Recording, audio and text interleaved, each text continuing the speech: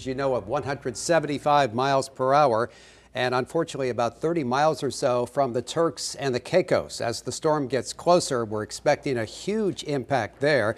Also, a lot of consensus today with the new model run suggesting a potential impact here in South Florida on Sunday, perhaps as a Category 4 hurricane. The other development today, a little shift in the models, especially the very reliable European model, which has shifted a little bit farther to the west, and that's suggesting that we could have a system that would be moving across perhaps the entire spine of Florida as it does so in the coming days. So let me show you some of the latest stats, the latest information on the storm itself. Here is the 5 o'clock advisory, and of course we get a new one coming up at 8 o'clock. But at 5 o'clock, the winds, as you can see, 175 miles per hour. Storm moving west-northwest at 16, and the central pressure just incredibly low. And based on the new computer model run, it's unlikely to change in intensity for at least the next couple of days. Here are the computer models.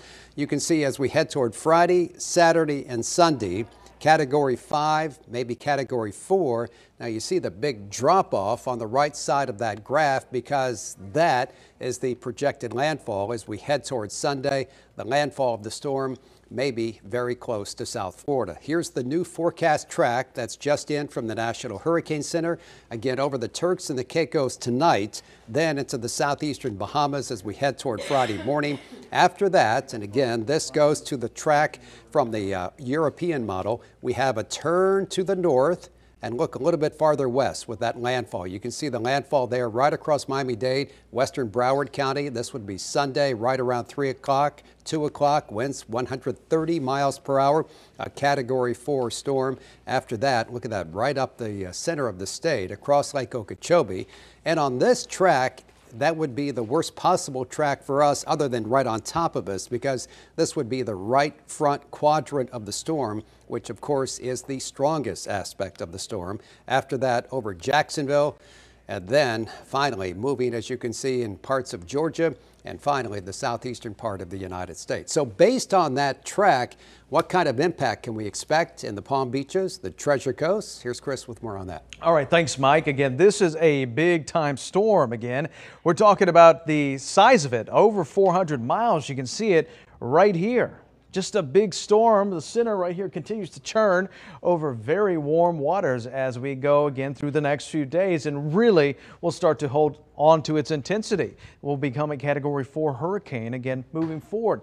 Here's the latest wind projections across different locations across South Florida. Tomorrow, it's going to be a little bit breezier, anywhere between 25 and 30 miles per hour. We head closer towards Saturday afternoon. That's when the tropical storm force winds start to pick up in towards Miami, back in towards West Palm, and even almost in towards Vero Beach.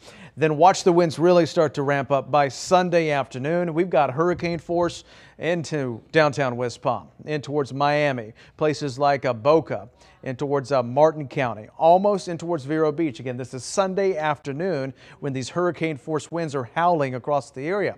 Even blowing faster than that Sunday night. Here's a look at 11 o'clock Sunday night. Hurricane force in Vero. Hurricane force or better in towards West Palm. Same deal Miami-Dade. And these are sustained. We're not even talking about the gust potential right now. Then we're still holding on a tropical storm force wind, still very breezy early Monday morning around 9 o'clock. And then finally by Tuesday morning, the breeze will subside just a little bit, and as Irma continues to move out of the picture.